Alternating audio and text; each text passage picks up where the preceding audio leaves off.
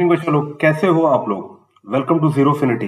आज की special class में आज हम रोजेस के साथ नहीं, रेडिकल्स, रूट्स, सर्ड्स और इंटीग्रल्स के साथ अपना दिन बिताएंगे। ऐसा क्यों बच्चों? रोजेस फेड हो सकते हैं, बट एक परफेक्टली सॉल्व्ड इंटीग्रल की जो ब्यूटी होती है, जो एलिगेंस होता है, वो कभी फेड नहीं करता, वो हमेशा रहता है।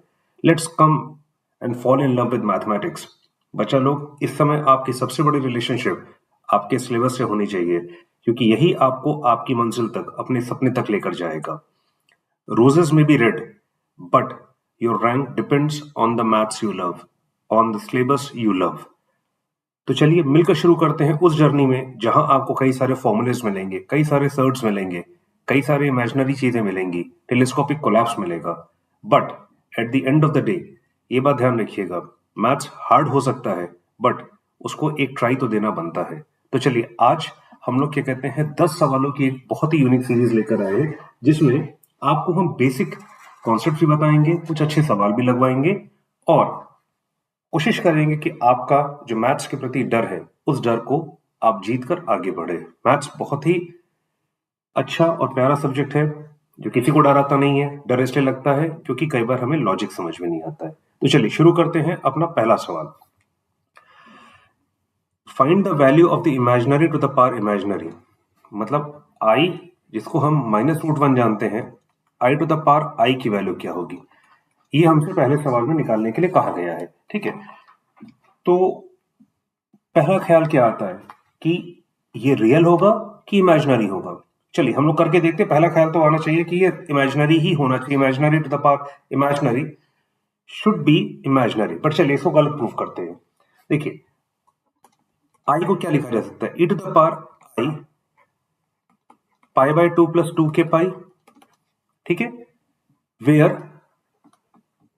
k गोइंग फ्रॉम 0 1 2 टिल वो चलता जा रहा है। ठीक है, अगर k 0 होता है, if k is equal to 0, then I is equal to e to the power I pi by 2, which will give me cos pi by 2 plus I sin pi by 2। ये मुझको 0 दे देगा, ये मुझको 1 I इंटू 1 दे देगा, जो कि मुझे I दे देगा। ठीक है, तो यानी I को हम ऐसे लिख सकते हैं। ठीक है, ये जनरल वे में है, इन जनरल क्या इसको कहा जा सकता है। और हम जो डील करेंगे इस सवाल में, वो डील करेंगे प्रिंसिपल वैल्यू के साथ। Let us deal with the principal value. Principal value क्या हो गई, जो आपके 0 to pi by 2, 0 to pi by के बीच, पाई में के बीच में लाई करती है। ये हो जाएगा I to the power E I pi by 2। ये आपके इस फॉर्म में लिखा जा सकता है। अच्छा, हमें पता है E to the power A B क्या, ई टू द पावर, इसको हम लोग कैसे लिख सकते हैं, अगर कुछ ऐसे लिखा हुआ है हमारे पास, तो ये हो जाता है E to the power A B. ये क्लियर है। अब देखिए I to the power I जो हमसे कहा गया, E to the power I pi by 2 pi, this will give me E pi I square pi by 2, this will give me E to the power minus pi by 2। अच्छा, E to the power X का formula क्या होता है, 1 plus x upon 1 factorial plus X square upon 2 factorial plus X cube upon 3 factorial plus X the power 4 upon 4 factorial, it goes on till infinity. तो इसका मतलब हो गया E to the power minus pi by 2 का formula क्या हो जाएगा, 1 plus minus pi by 2 upon 1 factorial plus minus pi by 2 का square upon 2 factorial plus minus pi by 2 का क्यूब अपॉन 3 फैक्टोरियल। इस तरीके से चलता जाएगा इन्फिनिटी तक। तो ये क्या है, ये एक रियल नंबर ही तो है। तो यानी जब मैं I to the power I raise करूंगा, यानी आई की पावर आई लेकर आऊंगा, तो ये मुझको देगा एक रियल नंबर। यही है हमारी ब्यूटी मैथमेटिक्स की। On the surface it looks की इमेजिनरी को जब हम इमेजिनरी की पावर पे चढ़ाएंगे तो हमको इमेजिनरी नंबर मिलना चाहिए, but the beauty of mathematics, the elegance of mathematics makes it real. Thus, two imaginaries meet and give us a real value। तो ये हमारा पहला सवाल था। अब हम बढ़ते हैं अपने अगले सवाल की तरफ। अगला सवाल और भी बहुत ही प्यारा है। अब किंग्स प्रॉपर्टी का मैंने पहले लिखा हुआ है, ये किंग्स प्रॉपर्टी का इस्तेमाल करते हुए होना है। ठीक है, आप लोग ये कई बार सवाल सॉल्व कर चुके होंगे। आपको इसको सॉल्व करना है कैसे करेंगे। यहाँ पर हम क्या करते हैं, एक बहुत ही बेसिक इंटीग्रेशन की प्रॉपर्टी यूज करेंगे। Integration going from a to b f x dx can be written as a integral going from a to b f of a plus b minus x dx। यहां पर हम ये basic property use करेंगे। ठीक है, हमको दे रखा है I is equal to integral going from 0 to pi by 2 under root of sine X plus under root of cos X dx। ठीक है, using this particular property a की वैल्यू क्या है, a है हमारा 0, b है हमारा पाई बाई 2, x हमारा लेकर आ जाते हैं। तो इसको जब हम रखेंगे तो यहां पर मिल जाएगा 0 to pi by 2 integral sine of pi by 2 minus X upon sine pi by 2 minus x plus cos of under root में pi by 2 minus X dx। अच्छा, एक चीज को ध्यान रखिएगा, हम फर्स्ट क्वाड्रेंट की बात कर रहे हैं। फर्स्ट क्वाड्रेंट में सारे पॉजिटिव होते हैं, यहाँ साइन पॉजिटिव होता है, यहाँ टैन पॉजिटिव होता है, यहाँ कॉस पॉजिटिव होता है। तो हम लोग यहाँ पर पाई बाई 2 की बात कर रहे हैं, तो sine of pi by 2 minus X जो कि फर्स्ट क्वाड्रेंट पर लाई करेगा, ये मुझको दे देगा कॉस एक्स, और cos of pi by 2 minus x मुझको दे देगा साइन एक्स। ये दोनों ही फर्स्ट क्वाड्रेंट में लाई कर रहे हैं, तो इस वजह से ये दोनों ही पॉजिटिव होंगे। ठीक है, तो यानी हमारा आई किस में कन्वर्ट हो गया, 0 to पाई बाई 2, ऊपर साइन एक्स था तो वो बदल जाएगा कॉस एक्स में, और यहाँ का जो साइन एक्स था अंडर रूट में वो कॉस एक्स में बदल जाएगा, ये साइन एक्स में बदल जाएगा dx। ये हमारे दोनों दूसरा इक्वेशन आ गया, और ये हमारे पास यहाँ पर पहला इक्वेशन दे रखा था। ठीक है, अगर गौर से देखें इन दोनों इक्वेशंस को, तो न्यूमरेटर में साइन एक्स है, यहाँ पर अंडर रूट में, यहाँ न्यूमरेटर में अंडर रूट कॉस एक्स है, पर डिनोमिनेटर में यहाँ पर cos X under root plus sine X under root दे रखा है। सिमिलरली यहाँ पर भी sine X under root plus cos X under root दे रखा है, यानी दोनों के डिनोमिनेटर सेम है। और अगर दोनों के डिनोमिनेटर सेम है तो हम क्या कर सकते हैं, ऐड कर सकते हैं इनको। Adding 1 and 2 we get 2i 0 to pi by 2 under root sin x plus under root of cos x upon under root of sin x plus under root of cos x dx। this will give me 0 to pi by 2 dx, क्योंकि ये और ये आपस में cancel हो जाएंगे। ठीक है, तो ये मुझको दे देगा x 0 to pi by 2, this will give me pi by 2, यानी हमारे पास क्या मिल गया, 2i हमको दे देगा पाई बाई 2, यानी i is equal to pi by 4। देखिए, हमने एक इंटीग्रेशन से शुरुआत की, देखने में जो बड़ा सा लग रहा था, और हमने उसको सॉल्व करके अल्टीमेटली एक बहुत ही ब्यूटीफुल आंसर लेकर आ गए, पाई बाई 4। तो यही ब्यूटी है मैथमेटिक्स की, जो हम इस पूरी लेक्चर सीरीज में समझेंगे। मैथमेटिक्स इतनी कठिन नहीं है जितना हम परसीव करते हैं। लॉजिक फॉलो होते हैं, हर जगह लॉजिक चल रहा है, और एक स्टेप से दूसरे स्टेप पे कैसे जाते हैं ये भी मैथमेटिक्स आपको लॉजिकली बता सकती है। तो अगर हम लॉजिक को फॉलो करेंगे तो उसी पाथ को फॉलो करते हुए हम अपनी मंजिल यानी आईआईटी भी पहुंच सकते हैं। चलिए हम अगले सवाल की तरफ देखते हैं। द टेलीस्कोपिंग सीरीज, ठीक है, the great cancellation, some relationships don't add, they typically cancel perfectly. इसका मतलब क्या हुआ कि हम जानते हैं टेलीस्कोपिक सीरीज में क्या होता है। टेलीस्कोपिक सीरीज में हम इस प्रोडक्ट को एडिशन के फॉर्म में लिखेंगे, एक प्लस माइनस आ जाएगा। अभी तो इसमें सारी चीजें प्लस में है, तो इसलिए हमें फील भी नहीं होगा कि ये सब्ट्रैक्ट कैसे होंगे, बट हम इसको अभी सब्ट्रैक्शन साइन इसमें इंट्रोड्यूस करेंगे, और उसके बाद हम देखेंगे कि जो मिडिल टर्म्स है वो सारे कोलैप्स कर जाएंगे। अच्छा, एक चीज और देखिएगा, ये इन्फिनिटी तक जा रहा है। अभी तक हमने जो टेलीस्कोपिक सीरीज लेक्चर 1 में किया था, वहां पर ज्यादातर सवाल हमारे एन तक जा रहे थे। तो इस चीज को भी हमें ध्यान रखना है कि टेलीस्कोपिक सीरीज में generally first term last term, first या सेकंड बचता है, सेकंड या सेकंड लास्ट बचता है, बट यहाँ पे लास्ट टर्म की बात हम नहीं करेंगे क्योंकि ये इन्फिनिटी तक जा रहा है। तो हमारा इसमें अप्रोच क्या होता है, let us take T R as the general term. T R की वैल्यू हो जाएगी 1 अपॉन आर, आर प्लस 1। इसको लिखा जा सकता है A upon R plus B upon R plus 1। ये हो जाएगा मेथड ऑफ पार्शियल फ्रैक्शंस। ये मुझको दे देगा A R plus 1 B R upon R plus 1। इसको जब ओपन करेंगे तो ये दे देगा मुझको ए, यहाँ पर आर आ जाएगा, A plus B into R plus A upon R into R plus 1, और यहाँ पे दे रखा है आर अपॉन आर प्लस 1। जब हम कंपेयर करेंगे तो हमको मिल जाएगा on comparing a is equal to 1, a plus b is equal to 0, this implies b is equal to minus a यानी -1 के बराबर, यानी 1 अपॉन r प्लस 1 डिनोमिनेटर जो मल्टीप्लाई हो रहा था उसको लिखा जा सकता है 1 upon r minus 1 upon r plus 1। देखिए हमने इंट्रोड्यूस कर दिया, this is how we introduce the subtraction sign या फिर माइनस साइन हम कहेंगे, और इसी माइनस साइन और सब्ट्रैक्शन साइन की वजह से टर्म्स डू गेट कैंसल्ड। ये सबसे इंपॉर्टेंट पॉइंट है टेलीस्कोपिक सीरीज का। अब देखिए summation r going from 1 to infinity 1 upon r into r plus 1 in denominator चल रहा है, can be written as summation r going from 1 to infinity 1 upon r minus 1 upon r plus 1। यहाँ पर t1 मुझको क्या दे देगा 1 माइनस हाफ, t2 मुझको दे देगा हाफ माइनस 1/3, t3 दे देगा मुझको 1/3 माइनस 1/4, t4 दे देगा 1/4 माइनस 1/5।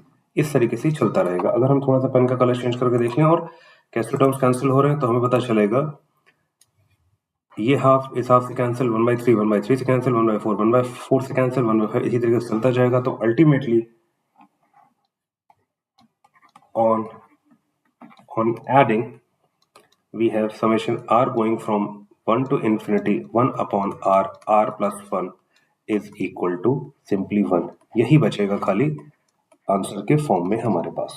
देखिए ये भी एक ब्यूटी है कि हमने एक सीरीज ली जिसमें 1 upon 1/2 plus 1 upon 2/3 2.3 plus 1 upon 3.4 इस तरीके से चलती जा रही है। उसका आंसर कितना ब्यूटीफुल तरीके से हमारा 1 आ जाता है। तो यही ब्यूटी है मैथमेटिक्स जिसको हम बार बार आपसे कहते हैं। ठीक है, अब हम अपने अगले सवाल की तरफ बढ़ते हैं जो एक बहुत ही खूबसूरत सा सवाल है। Golden ratio, there is one number that nature keeps falling in love with again and again. ठीक है, गोल्डन रेशियो को हम लोग 5 से डिनोट करते हैं। ये होता है आपके 1.618 के बराबर, और नेचर को इससे बहुत प्यार है। आप गैलेक्सी के स्पाइरल्स को देख लीजिए, पेटल्स ऑफ रोज देख लीजिए, इवन द फेमस मोनालिसा, उसमें भी ड्रॉ करने के लिए इस गोल्डन रेशियो का इस्तेमाल हुआ है। ये एक ऐसा नंबर है जिससे नेचर को बहुत ज्यादा प्यार है, इसलिए इसको गोल्डन रेशियो भी कहा जाता है। और ये बहुत ही सिंपल तरीका है इसको फाइंड करने का। ये क्वाड्रेटिक बहुत सिंपल देखने में लगेगा, पर इसके साथ हम एक बोनस सवाल भी करेंगे। ये हो जाएगा we have to find the positive value of x that satisfies this particular relation x minus 1 is equal to 1 upon x।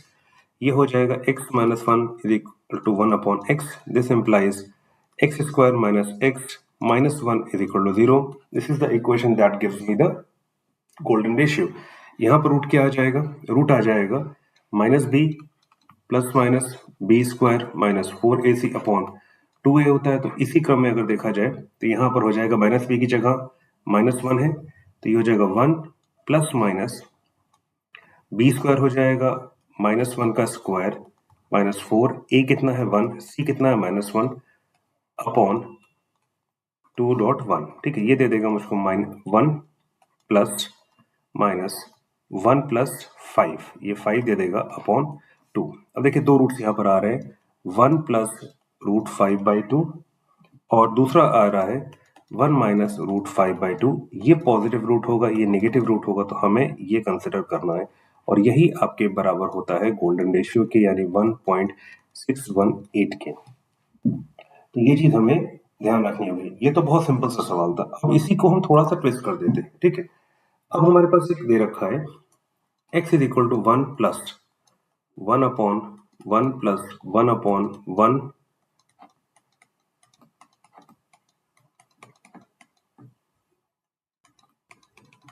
Infinity. ये एक रिकरिंग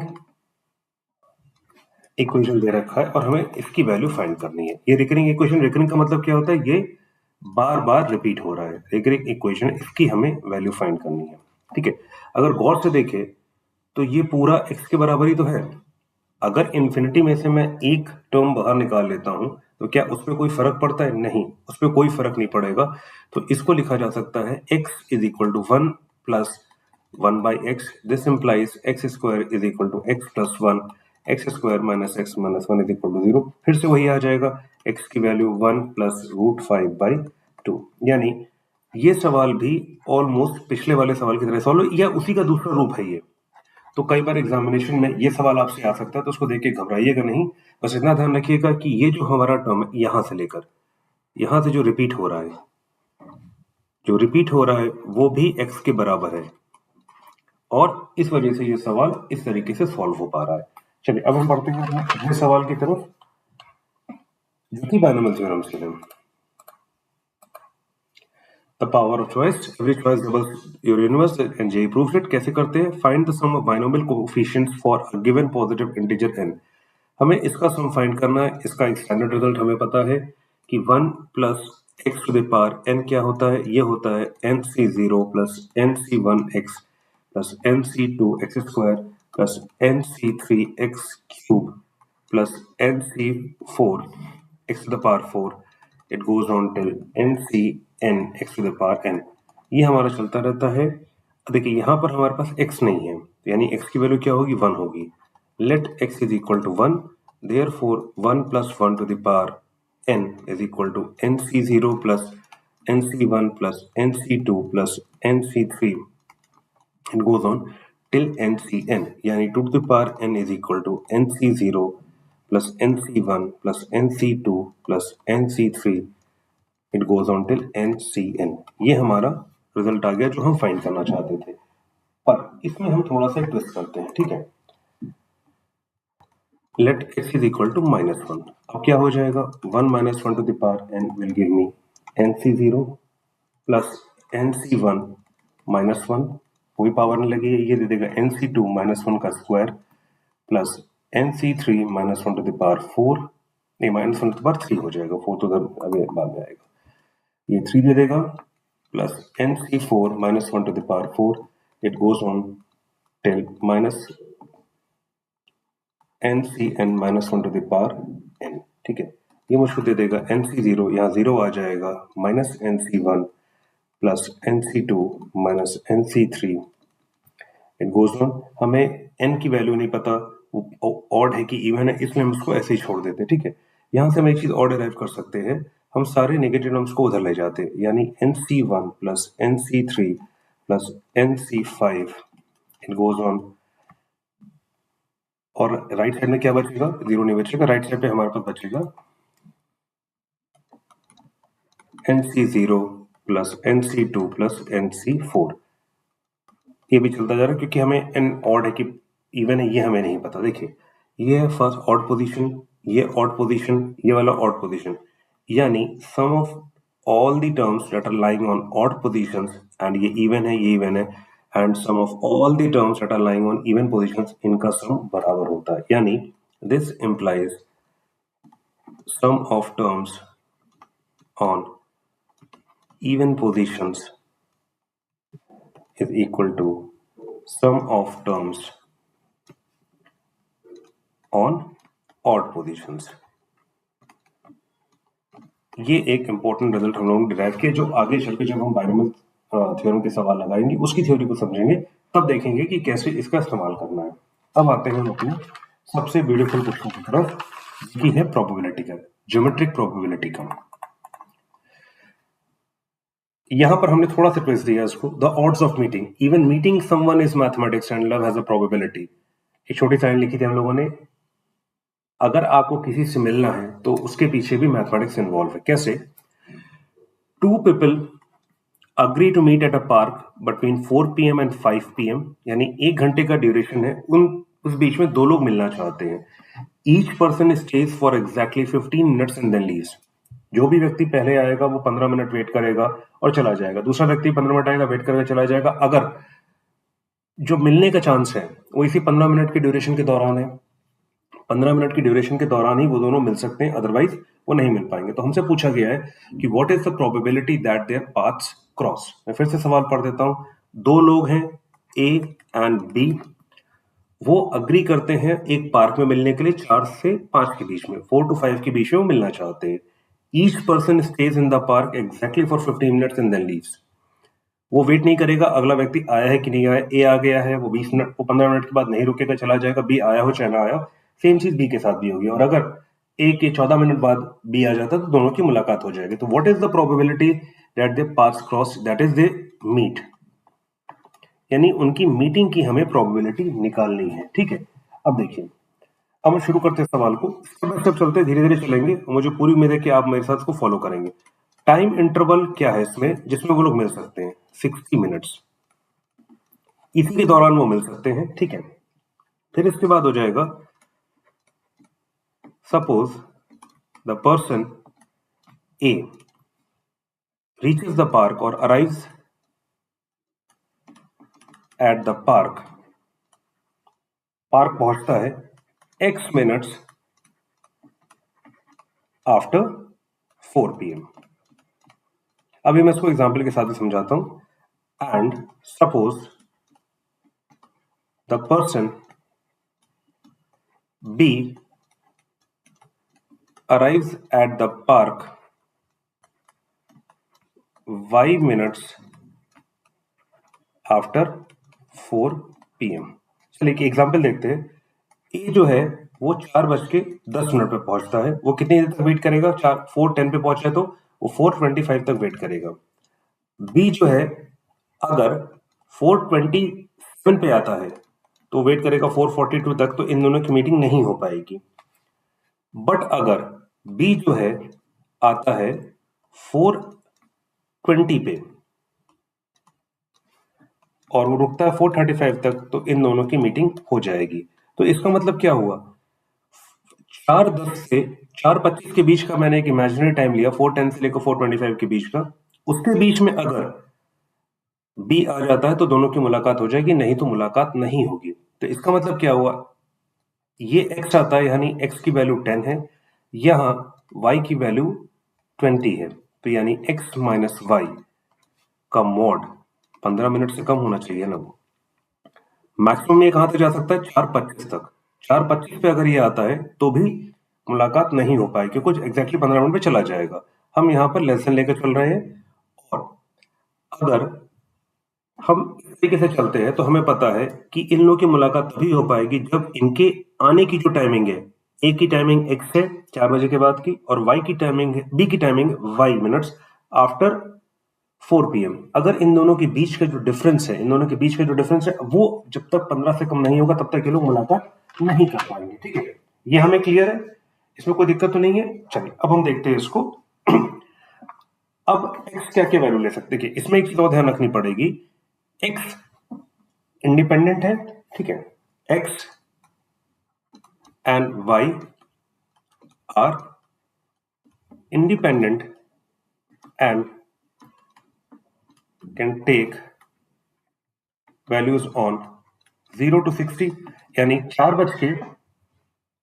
बजे से लेकर 4:4:59 यानी 5 बजे तक भी वो आ सकते हैं। ठीक है, तो अगर x 4 बजे आता है तो y के पास आने की पॉसिबिलिटीज क्या क्या है? वो 4 बजे आ सकता है, 4:01 पे आ सकता है, यानी 4:41 पे आ सकता है, 4:02 पे आ सकता है, 4:03 पे आ सकता है। इस तरीके से वो 5 बजे तक आ सकता है, यानी 60 केसेस इस तरीके के बनते हैं। और x किस तरीके से आ सकता है? 60 तरीके से वो आ सकता है, तो यानी टोटल 3600 वेज हैं जिसमें ये लोग आ सकते हैं। ठीक है, और ये दोनों इंडिपेंडेंट इवेंट्स हैं, और ये दोनों क्या कहते हैं, कहीं पर भी मीट नहीं इस तरह करेंगे। ये दोनों इंडिपेंडेंट इवेंट है, ये बात ध्यान रखिएगा। ठीक है, और हमारी सबसे इंपॉर्टेंट पॉइंट क्या है कि जो x और y के बीच की जो टाइमिंग है वो 15 डिफरेंस है, वो 15 मिनट से ज्यादा नहीं होना चाहिए। 15 मिनट से कम होगा तभी वो लोग मिल पाएंगे। ठीक है, अब देखिए तो समय ज्यादा है हमारे पास। ठीक है, यानी x और y के जो हमारे पेयर हैं वो कैसे आ जाएंगे? वो 3600 पेयर आ सकते हैं, जैसे 4 बज के इधर आ सकता है, ये 4 बज के 2 मिनट हो सकता है, ये 4 बज के 3 मिनट हो सकता है। इस तरीके से 3600 वेज या 3600 ऑर्डर्ड पेयर्स हमारे पास आ सकते हैं, ठीक है। अब देखिए, अब हमारे पास क्या आता है, x minus y is less than 15। अब यहां से दो पॉसिबिलिटी आती है। This implies two things, x minus y is less than 15 minus x minus y is less than 15. This will give me x minus 15 is greater than is less than y, और यहां से मुझको मिल जाएगा minus x plus y is less than 15, y is less than 15 plus x। यानी हमारे पास दो inequalities आ गई, ठीक है। पहली इनइक्वालिटी आ गई x minus y is less than 15 and दूसरी आ गई y is less than 15 plus x, ठीक है। अब हम इसको ग्राफिकली प्लॉट करते हैं, वहां पर ही सारी चीजें क्लियर होंगी हमको, ठीक है। ग्राफिकली जब हम प्लॉट करेंगे इसको, तो हमारे पास ये एक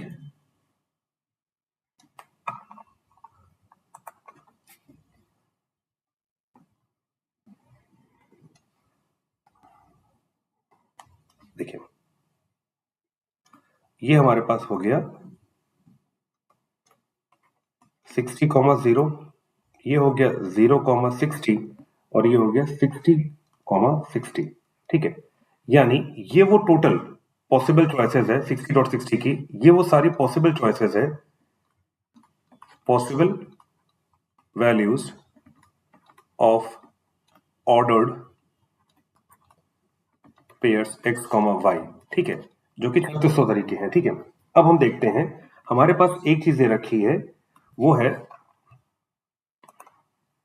x minus y is less than 15। एक बार इसको हम लोग इक्वल टू मान लेते हैं, तो हमारे पास एक तरफ आ जाएगा x minus 15 is equal to y, और दूसरा आ जाएगा y is equal to x plus 15, x minus 15 और x प्लस 15, ठीक है।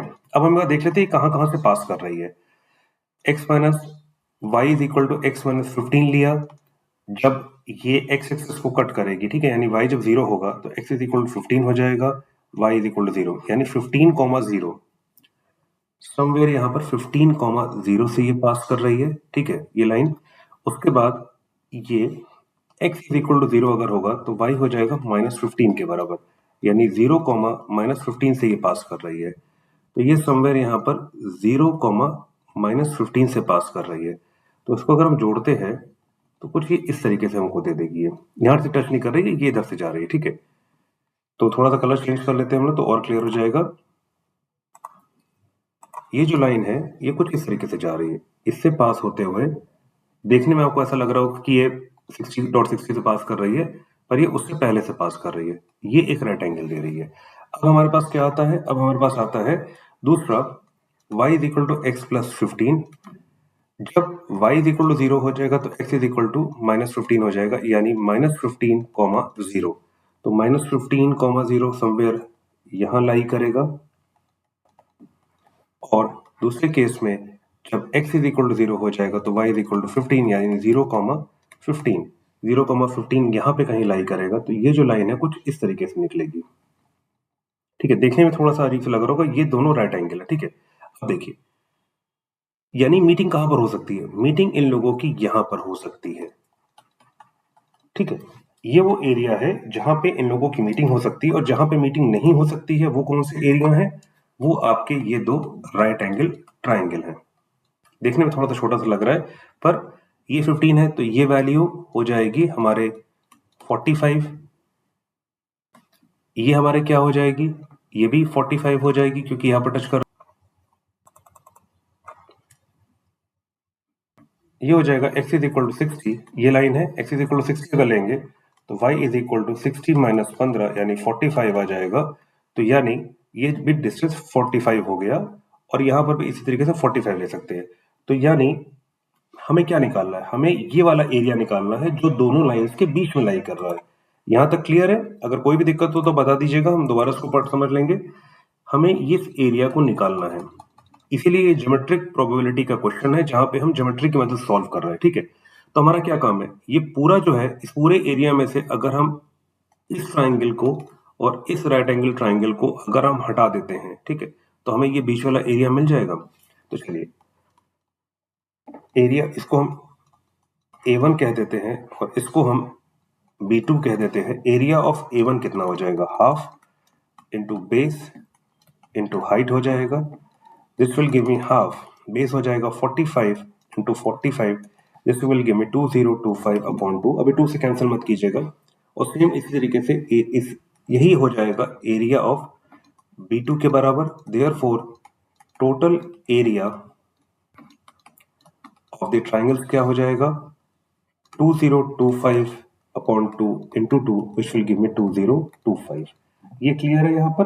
अब देखिए हमारे पास टोटल एरिया कितना दे रखा था, टोटल एरिया हमको दे रखा था 3600, टोटल एरिया है 3600, एरिया ऑफ ट्राइंगल्स है आपके 2025। ये रिप्रेजेंट क्या कर रहा है, ये हो सकता है total number of veg in which x and y, in which A and B can come to the park, ठीक है, in which x and y are ordered, that means A and B can come to the park।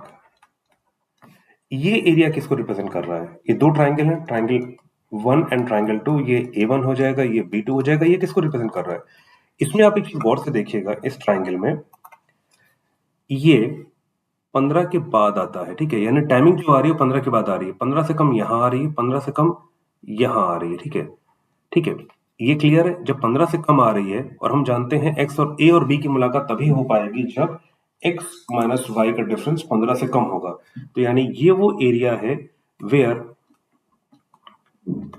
There is no possibility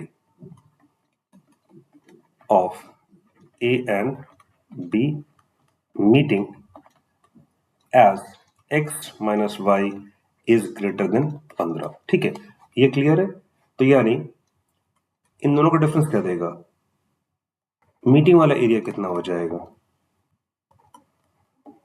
area for meeting वो कितना हो जाएगा 3600 minus 2025, यानी ये मुझको दे देगा 1575, ठीक है, देयरफॉर प्रोबेबिलिटी क्या हो जाएगी,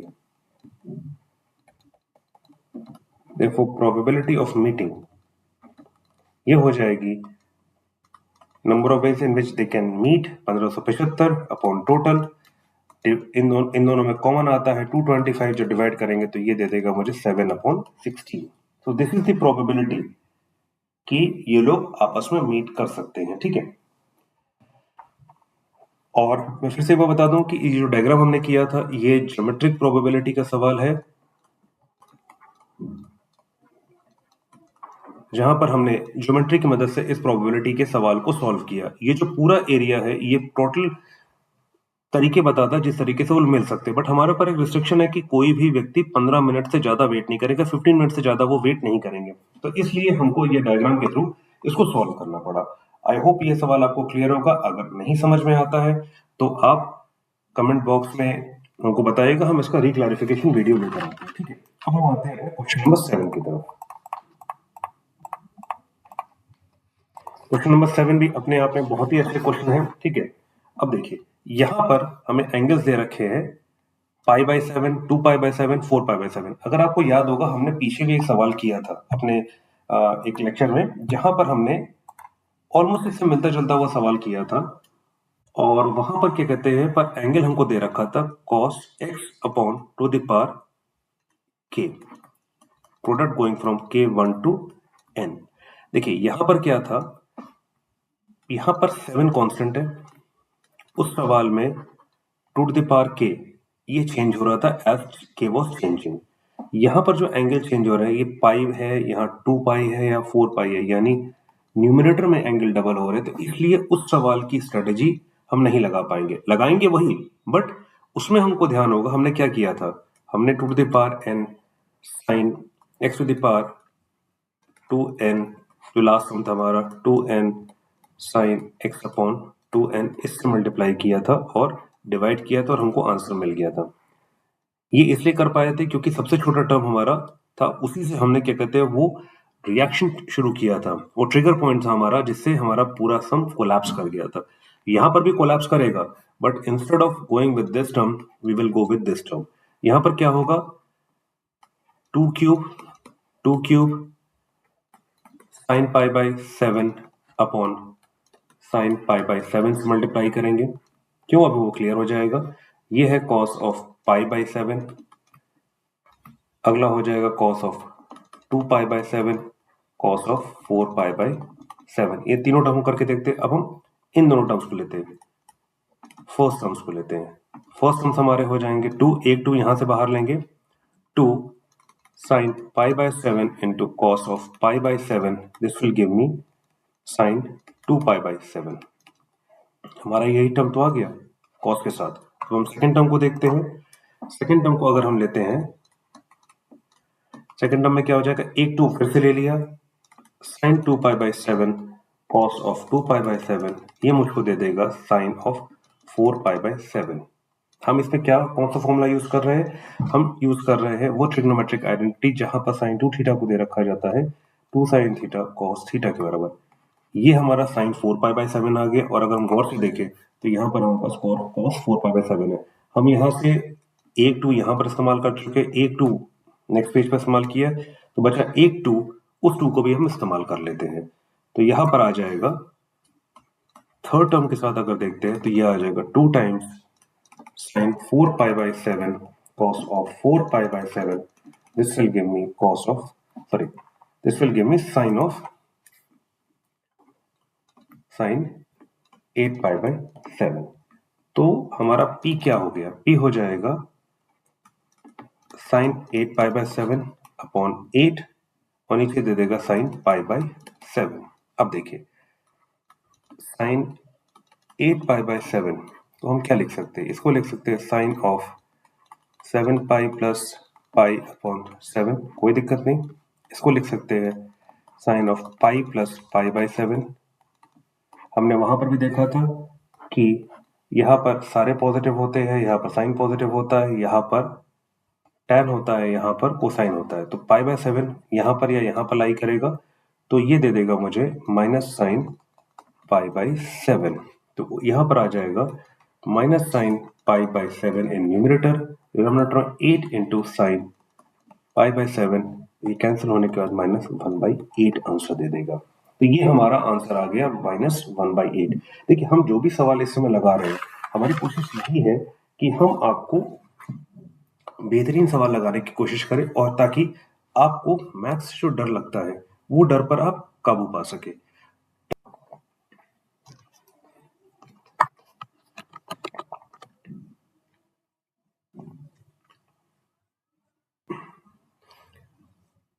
चलिए ये सवाल हमको दे रखा है जहां पर हमसे कहा गया है कि हमारे पास एक पैराबोला है और हमारे पास एक लाइन है, और जनरली हम लोगों ने जितने पैराबोला अभी तक देखे थे वो एक्स एक्सिस के सिमेट्रिक थे।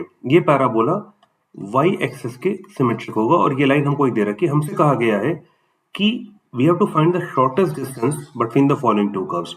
अब शॉर्टेस्ट डिस्टेंस का मतलब क्या हुआ, एक पैराबोला बना हुआ है और एक लाइन उसके बगल से पास कर रही है, समथिंग लाइक दिस। हम लोग जो स्टैंडर्ड पैराबोला है उसको एक बार अगर हम लेकर चलते हैं, कुछ ऐसे लाइन हमको मिलेगी, ये लाइन जा रही है, हमें इस पॉइंट से इस पॉइंट का डिस्टेंस निकालना है। तो इसका मतलब क्या हुआ, कैसे किया जाएगा, देखिए हम यहाँ पर एक पॉइंट P लेंगे, उससे एक टेंजेंट ड्रॉ करेंगे, और अगर वो टेंजेंट इस लाइन के पैरेलल है तो ये जो डिस्टेंस होगा परपेंडिकुलर डिस्टेंस, वो हमारा शॉर्टेस्ट डिस्टेंस आ जाएगा। तो the shortest distance occurs at a point P on the curve where the tangent is parallel to the line which has been given to us, यानी in our case it is y is equal to x minus 2। ठीक है, यहां पर हमको क्या दे रखा है, y is equal to x minus 2, यानी स्लोप क्या हो जाएगा, उसका स्लोप m हो जाएगा 1 के बराबर। ठीक है, ये क्लियर है। ठीक है, अब any line parallel to y is equal to x minus 2 will have a slope of 1। ठीक है, ये क्लियर है। ठीक है, अब स्लोप कैसे निकाला जाता है, किसी भी कर्व का स्लोप कैसे निकाला जाता है, y is equal to x square है, इसको डिफरेंशिएट कर देंगे तो हमको मिल जाएगा dy by dx is equal to 2x। ये क्लियर है। ठीक है, ये स्लोप है किसी भी पॉइंट पर। ठीक है, अगर ये वही पॉइंट P है जिससे हम एक टेंजेंट बनाएंगे और वो पैरेलल हो जाता है हमारे y is equal to x minus two के, तो ये स्लोप किसके बराबर होना चाहिए? उस स्लोप के जो उस लाइन का है, यानी 2x इज इक्वल टू 1, यानी x is equal to half, यानी हमारा P पॉइंट क्या हो गया 1/2, और जब हम x की वैल्यू यहां पर 1/2 पुट करेंगे तो हमको मिल जाएगा 1/4। तो यानी इस पॉइंट से अगर हम एक टेंजेंट बनाते हैं तो वो होगा parallel y is equal to x minus two की, जो कि हमारी गिवन लाइन है। तो इसका मतलब क्या हुआ, अगर इस पॉइंट से हम एक टेंजेंट ड्रॉप, एक परपेंडिकुलर,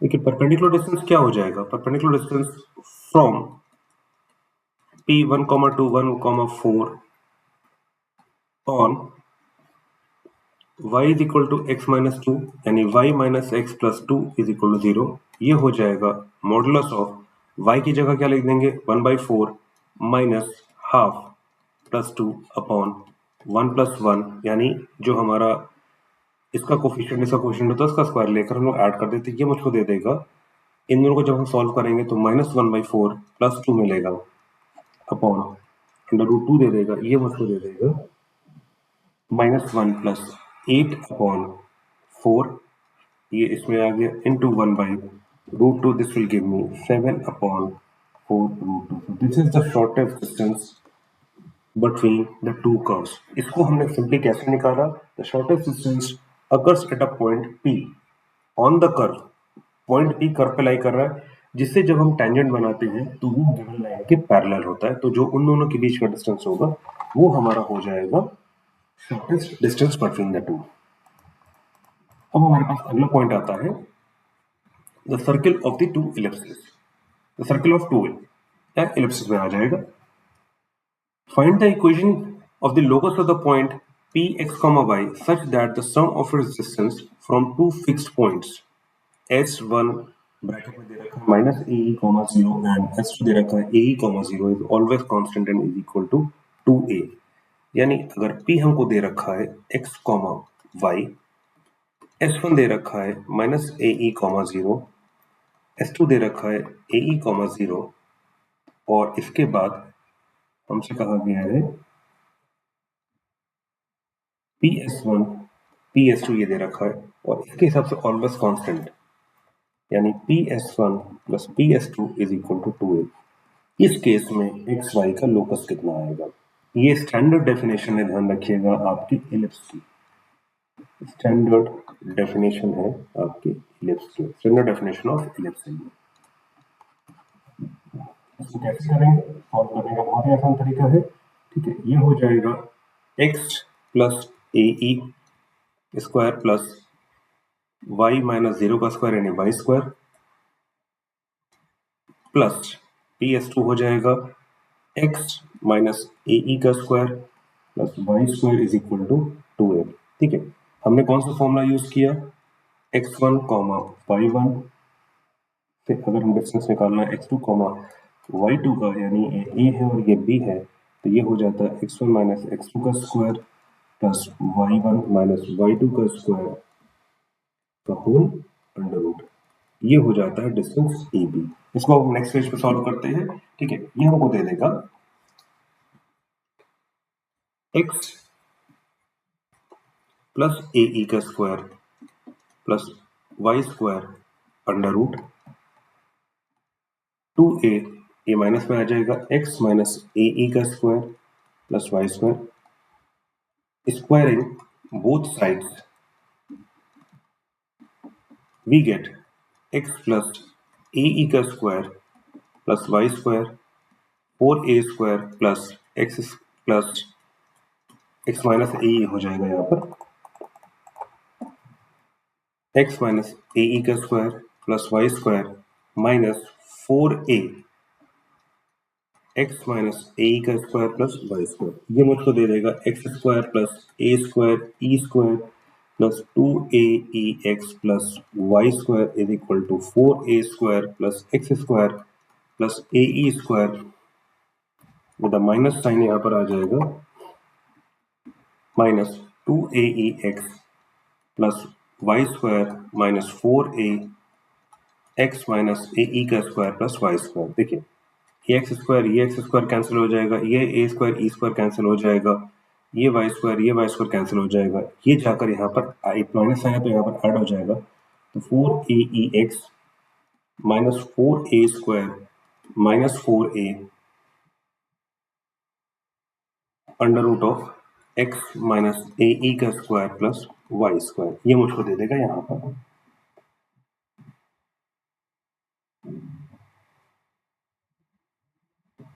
ठीक है, यहाँ पर कोई दिक्कत तो नहीं हो रही है। ठीक, अब हम देखते हैं 4a कैंसिल हो जाएगा, ये मुझको दे देगा E X minus A minus X minus A E का स्क्वायर प्लस वाई स्क्वायर। फिर से एक बार स्क्वायर करेंगे, स्क्वायरिंग बोथ साइड्स, ये मुझको दे देगा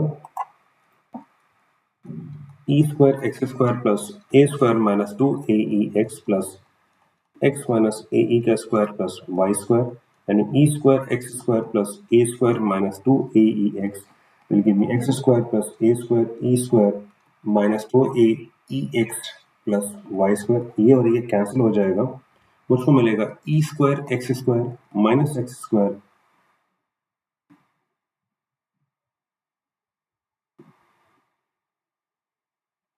minus Y square plus A square 1 minus E square,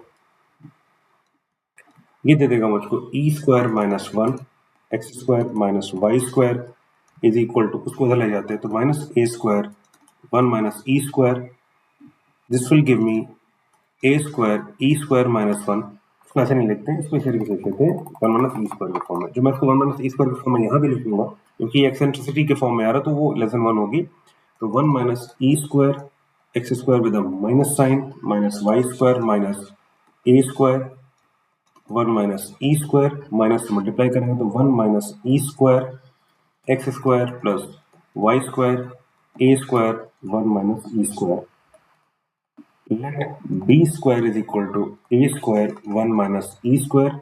तो यहाँ पर क्या बचेगा, अगर मैं दोनों तरफ से डिवाइड कर दूं तो इससे यानी बी स्क्वायर से, तो ये मुझको दे देगा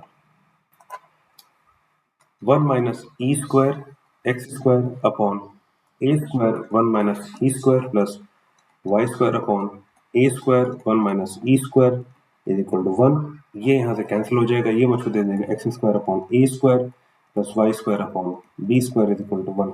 this is the equation of ellipse, this equation represents an ellipse, यानी एक पॉइंट, जो दो पर्टिकुलर पॉइंट्स हमारे पास 3 पॉइंट्स दे रखे थे, एक पॉइंट हमको एक्स वाई दे रखा था और बाकी 2 फिक्स पॉइंट दे रखे थे, अगर उस पॉइंट का लोकस हमें फाइंड करना है और जो उन दोनों फिक्स पॉइंट से कांस्टेंट डिस्टेंस पे है, तो जब ये अपना लोकस यानी अपना पाथ बनाएगा तो ये कुछ हमको एक इलिप्स के फॉर्म में कुछ चीज दे देगा, इस तरीके से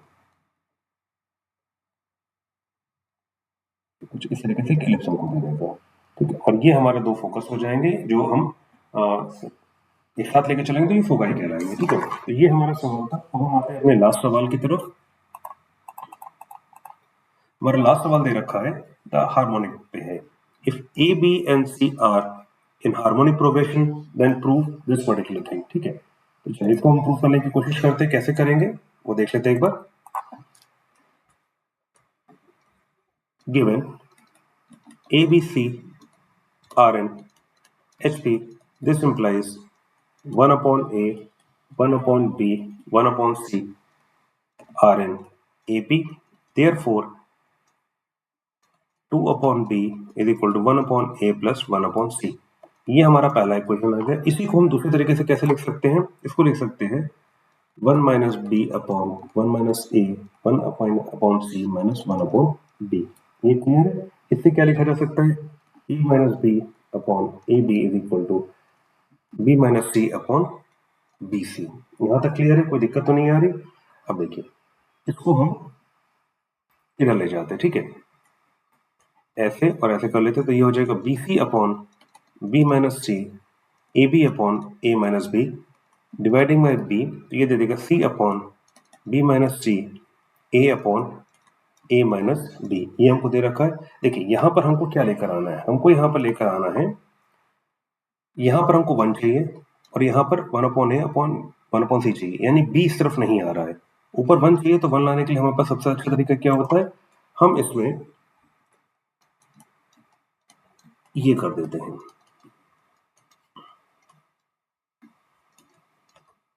अगर हमने ये कर दिया तो कोई दिक्कत तो नहीं, ठीक है। ये हमको क्या दे देगा, C minus B upon B minus C plus B upon B minus C is equal to A minus B upon A minus B plus B upon A minus B. This will give me -1 plus B minus C, ये मुझको 1 दे देगा, और B upon ए minus B, यहाँ से मुझको मिल जाएगा, ये इधर आकर -2 हो जाएगा, इसको ऐसे ले चलते हैं, इसको इधर ले चलते हैं और इसको इधर ले जाते हैं, तो ये हो जाएगा b upon B minus c minus B upon A minus b is equal to 2। ये आ गया। अब यहाँ से b कॉमन लेकर हम डिवाइड कर देते हैं, यानी इसको कर दे अगर हम लोग dividing by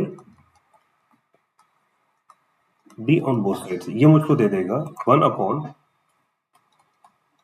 b minus c minus